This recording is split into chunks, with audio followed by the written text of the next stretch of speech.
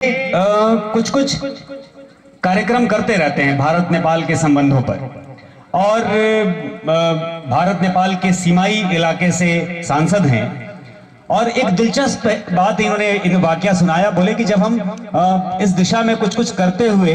मैं सुगौली से गुजरा तो हमने एक बैनर देखा,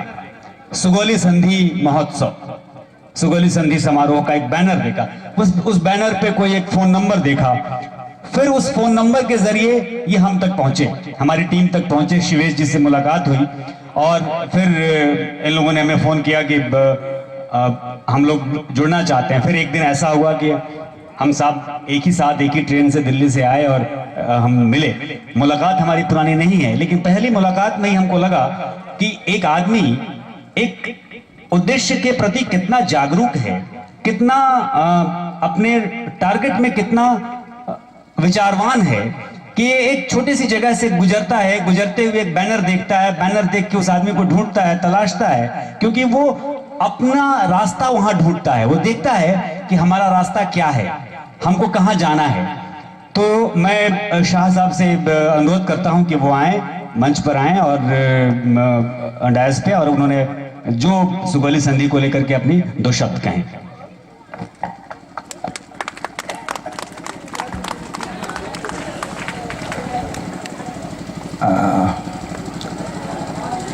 आदरणीय विभूति नारायण राय जी, आदरणीय अभिरंजन जी, अन्य सभी महत्वपूर्ण मेहमान, मैं भी हिंदी में ही बोलने का प्रयास कर रहा हूं। और अभी अभी अनुरंजन झा जी का बैठे, हमारा कोई पुराना संबंध नहीं है। हरिचरण जी ढूंढते ढूंढते अपना पुराना संबंधियों को ढूंढते ढूंढते भारत में ढूंढ रहे हैं हम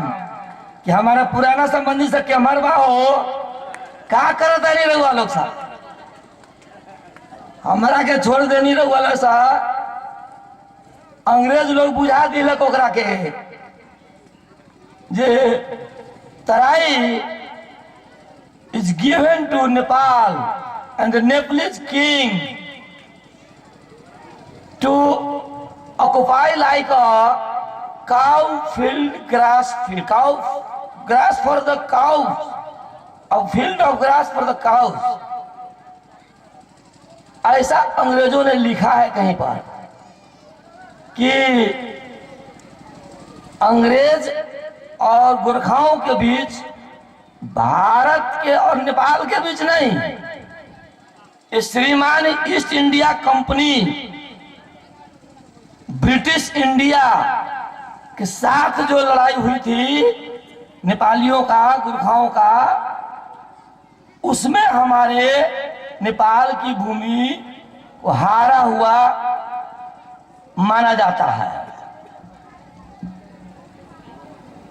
अब बहुत सारा इतिहास है, हम तो इंजीनियर हैं, हम तो लोहा लक्कर सीमेंटी पुल वगैरह वगैरह बनाते थे। आज जो एक नदी के एक किनारे से दूसरे किनारे को जोड़ने के लिए जो पुल बनाने वाला इंजीनियर, आज मैं नेपाल और भारत के बीच में ऐसा पुल बनाना चाहता हूं जिससे कि हमारे मित्रवत संधि या मित्रवत संबंध का पुल हो, और वो ऐसा पुल हो जो हमारे खुले बॉर्डर 1950 की संधि के द्वारा खारिज की गई सुगौली संधि के बारे में ज्यादा बोलने से अच्छा है कि नेपाल और भारत के बीच के जो हमारी संबंध है वो कैसा संबंध है। तो शायद अनुरंजन जी या अभिरंजन जी बिहार के, चाहे यूपी के, चाहे कुमाऊं गढ़वाल के हो, या सिक्किम या वेस्ट बंगाल के हो, सभी में हमारा वैवाहिक और रोटी बेटी का संबंध है। तो हम तो एक आपस में एक नई फेस दूसरे फेस से मिला, जरूर नया मिला, अंगरंजन जी कि हमारी संबंध जो है वो बहुत पुरानी संबंध है। जहाँ हार और जीत की बात होती है, सही बात है, अंग्रेजों और गोरखाओं में, नेपाली में और ब्रिटिश इंडिया में लड़ाई हुई थी। हम हार गए नेपाली लोग। वस्तुतः में लोग कहते हैं ग्रेटर नेपाल की बात करते हैं और भारत से हमारी संबंध को तोड़ने का प्रयास किया जाता है। ग्रेटर नेपाल जो टिस्टा और कांगड़ा की संबंध, सतलज तक की भूमि को या गोरखपुर या सुगौली के इस भूमि को भी नेपाल कह करके अब हम लोग ईस्ट इंडिया कंपनी से, अंग्रेज से लड़ने जाना पड़ेगा, न कि हमारे एक ही संस्कार के, एक ही भारतवर्ष के बीच के दो स्वतंत्र राज्यों नेपाल और भारत के बीच कोई लड़ाई नहीं होनी चाहिए, कोई ऐसी दुर्भावना नहीं फैलनी चाहिए। ये बार बार जोड़ दिया गया है और हम नेपाल के सांसद की तरह से, वैसे हमारे साथी मित्र विद्वान हमारे गोपाल ठाकुर जी जो पूर्व सांसद रह चुके हैं, आज पधारे हुए हैं, आए हुए हैं, देखा हमने, अगर पता होती तो हम लोग साथ ही आए होते। लेकिन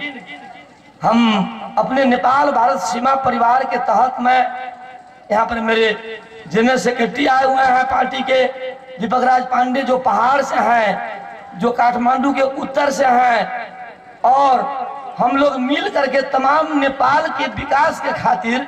नेपाल में शांति के खातिर हम लोग काम कर रहे हैं। और नेपाल भारत के बीच में जो सीमा है, उस सीमा के इस पार और उस पार के तमाम परिवार, मेरी 2 बेटियां बैठती है अभी भारत में और 4 बेटियां मेरे परिवार में नेपाल में है। समस्याएं तो निश्चित रूप से है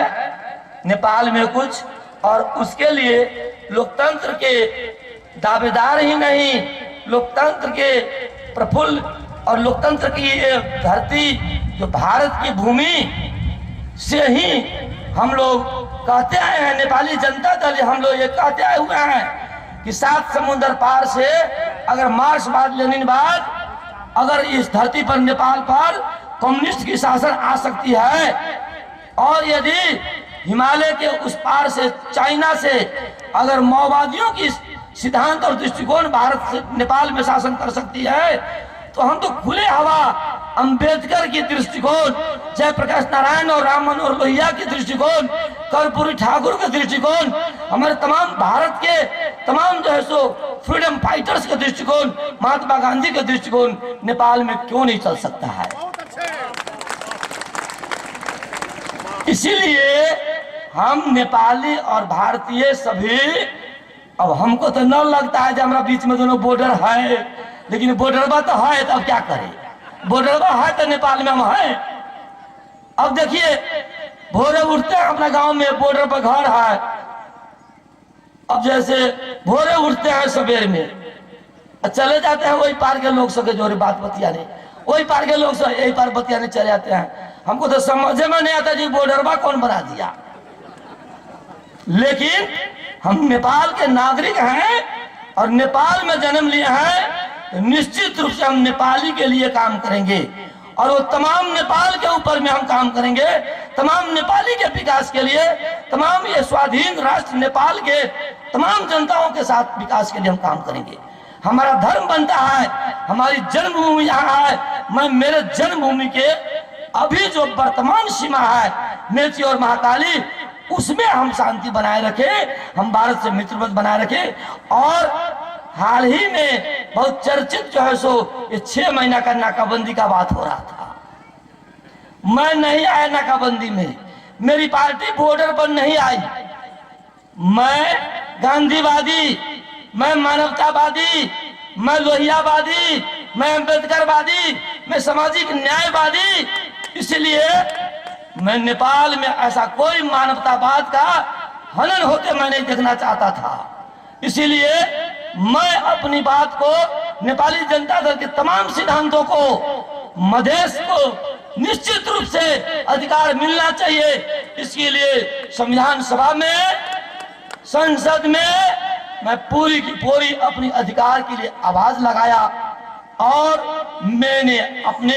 बलबूते हमारी पार्टी की धारणा को हमने रखा। ठीक है,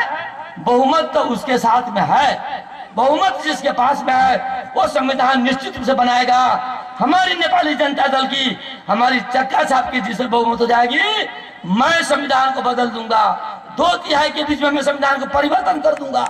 ये आशा रखते हुए मैं लोकतंत्र के, जनतंत्र के आवाज को, मैं अपनी आवाज को संसद में रख करके और शालीनता से प्रस्तुत हुआ, अहिंसात्मक लड़ाई लड़ने का हम लोगों ने काम किया। और सुगौली के विशेष इतिहास के बारे में तमाम लोग, आप लोग विज्ञ लोग, पत्रकार बंधु लोग, सभी लोग आप जैसे और विज्ञ लोग बताएंगे, जानेंगे, बुझेंगे। एक बात है जरूर, भारत को कहीं किसी दुश्मन देश से लड़ना पड़ता है तो गोरखा को भर्ती करता है। वो दुश्मनमा के जो शासन कैले रहा हमरा सब पर, यही भारतवर्ष पर, अंग्रेज को भी भगाया भारत में, तो अंग्रेजों को चाहिए गोरखा सैनिक। वहां भी गोरखा सैनिक जाता है अपने ब्रिटिश इंडिया छोड़ करके, जो यूके है, इंग्लैंड है, ओकरा भी गोरखा सैनिक चाहिए। बहादुरी है, हो सकता है कि बहादुरी है, हम नहीं मानते हैं इस बात को। एक इकोनॉमिक लेवल का, इकोनॉमिक राइट्स का बात किया अभी अभी